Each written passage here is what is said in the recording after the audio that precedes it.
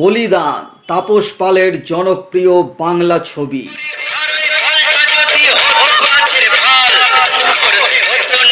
অনিল গাঙ্গুলি পরিচালিত বাপি লাহিড়ীর সুরে পুলক বন্দ্যোপাধ্যায়ের লেখার কিছু সুপারহিট গানে ভরপুর।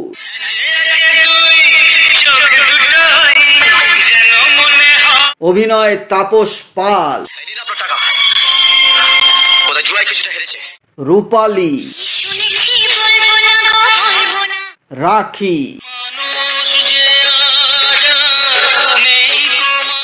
শুভেন্দু চ্যাটার্জি, পাপিয়া অধিকারী, সুমন্ত মুখার্জি, বিপ্লব চ্যাটার্জি,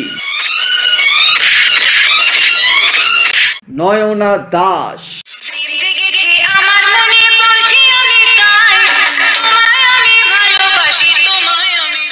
ভিডিওতে আমরা জানবো বলিদান ছবিটি তৈরির পিছনের কিছু জানা অজানার কথা। এটি একটি অনুরোধের ভিডিও। এই ভিডিওটি আনার জন্য অনুরোধ করেছিলেন চিন্ত বারুই। তো তার অনুরোধের এই ভিডিওটি এবং তার সঙ্গে অবশ্যই বলিদান ছবির যারা ভক্ত তাদের জন্য এই ভিডিওটি। তার আগে এখনো যারা এই চ্যানেলটিকে সাবস্ক্রাইব করেননি, করব ভাবছেন, এক্ষুনি করে নিজেদের সংগ্রহে রেখে দিন, কারণ এখানে আপনারা যে ধরনের ইনফরমেশন নিয়মিত পেয়ে থাকেন তা কিন্তু আর অন্য কোথাও পাবেন না। চলুন আমরা বলিদানের উপরে ভিডিওটি শুরু করি।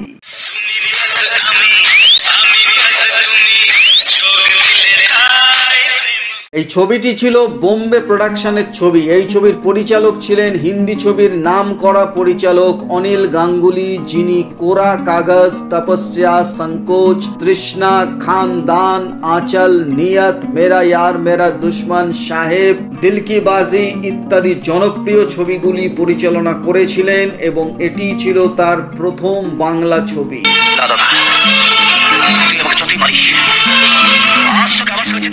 বলিদান ছিল হিন্দি ছবি খানদানের রিমেক, যাতে জিতেন্দ্র সুলক্ষণা পণ্ডিত, বিন্দিয়া গোস্বামীরা ছিলেন। আবার এই খানদান ছিল বাংলা ছবি সংসারের ইতিকথার রিমেক, অর্থাৎ একই কাহিনী নিয়ে সেই সময় তিনখানি সিনেমা তৈরি হয়েছিল, সংসারের ইতিকথা, খানদান ও বলিদান। কি ভাবছো আমাকে? রাধুনি? আরে না না, তোমাকে রাধুনি ভাববো কেন? তবে তুমি আমার এই ছবির শুটিং হয়েছিল বম্বে ও পুনের আশপাশের কিছু অঞ্চলে এবং টেকনিশিয়ান স্টুডিও ও NT2 স্টুডিও কলকাতায় শুটিংগুলি হয়েছিল। এই ছবির একে একে দুই এই গানটির শুটিং হয়েছিল বম্বের মাদ আইল্যান্ডে, যেখানে সমুদ্রের বিচে নাচের দৃশ্য আছে সেটি বম্বের মাদ আইল্যান্ডে তৈরি হয়েছিল এবং এই গানেরই অন্যান্য দৃশ্যগুলো বম্বেতে শুটিং হয়েছিল।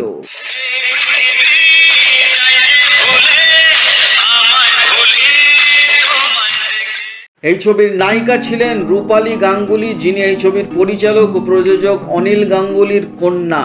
এই ছবির পর তিনি অনিল গাঙ্গুলিরই ছবি আঙ্গারা করেন, যেখানে মিঠুন চক্রবর্তী নায়ক ছিলেন, কিন্তু নায়িকা হিসাবে রূপালী বম্বেতে প্রতিষ্ঠিত হতে পারেননি। তারপর বেশ কিছু বছর ব্যবধানের পর তিনি টিভি সিরিয়ালে যোগ দেন এবং টিভিতে তার ভাগ্য সাফল্য পায় এবং বর্তমানে হিন্দি টেলিভিশনে রূপালী একজন জনপ্রিয় তারকা।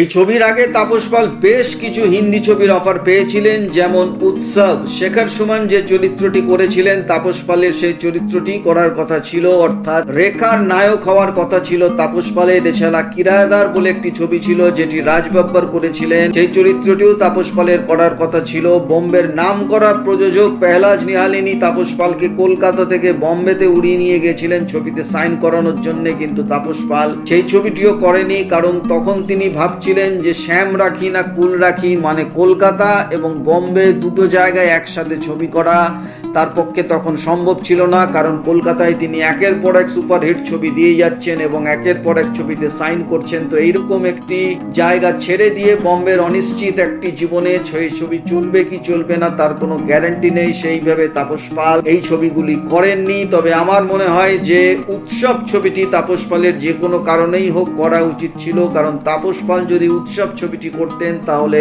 রেখার বিপরীতে তাপস পাল নায়ক হয়েছিলেন সেলুলয়েডের বুকে, কিন্তু এটি ইতিহাসের মতো লেখা হয়ে থেকে যেত।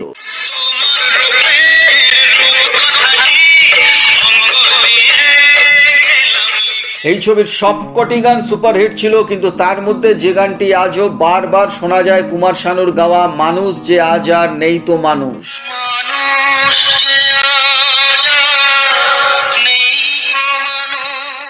এই গানটি প্রবল জনপ্রিয় হয়েছিল। কুমার শানু এই সময় বম্বেতে স্ট্রাগল করছেন, সব বড় বড় গান তখন অমিত কুমারই গাইছেন। তো এই গানটিও অমিত কুমারই গাওয়ার কথা ছিল, যেমন একে একে দুই এই গানটিও অমিত কুমারই গেয়েছিলেন। কিন্তু বলা যায় অমর শিল্পী তুমি কিশোর কুমার এই গানটি পুলক বন্দ্যোপাধ্যায় যখন লিখেছিলেন এবং টি সিরিজের ব্যানারে যখন এই ক্যাসেটটি মুক্তি পায়, এই গানটি প্রবল জনপ্রিয় হয়েছিল ক্যাসেটটি। এবং এই গানটির জনপ্রিয়তা দেখে পুলক বন্দ্যোপাধ্যায় একরকম জোর করে অনিল গাঙ্গুলি এবং বাপ্পি লাহিড়ীকে কনভিন্স করেন যে কুমার শানু এই নতুন ছেলেটিকে দিয়েই এই গানটি গাওয়ানো হোক, কারণ গানটির মধ্যে যে প্যাথোস যে দরদ আছে সেটা এই ছেলেটি খুব ভালোভাবে উতরে দিতে পারবে।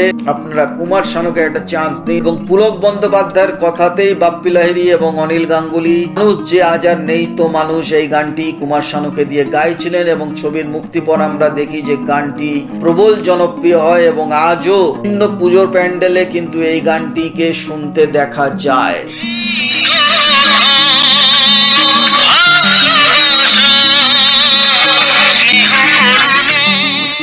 29 সেপ্টেম্বর 1990 সালে উত্তরা পূর্বী উজ্জ্বলায় মুক্তি পেয়েছিল বলিদান। দর্শকদের মন জয় করতে সক্ষম হয়েছিল ছবিটি। টানা 10 সপ্তাহ ধরে কলকাতায় ছবিটি চলেছিল এবং মফস্বলকে ধরলে 14-15 সপ্তাহ ধরে চলেছিল বলিদান। বক্স অফিসের ভাষায় ছবিটিকে হিট ঘোষণা করা হয়, আর তার থেকেও বড় হিট ছিল ছবির গান।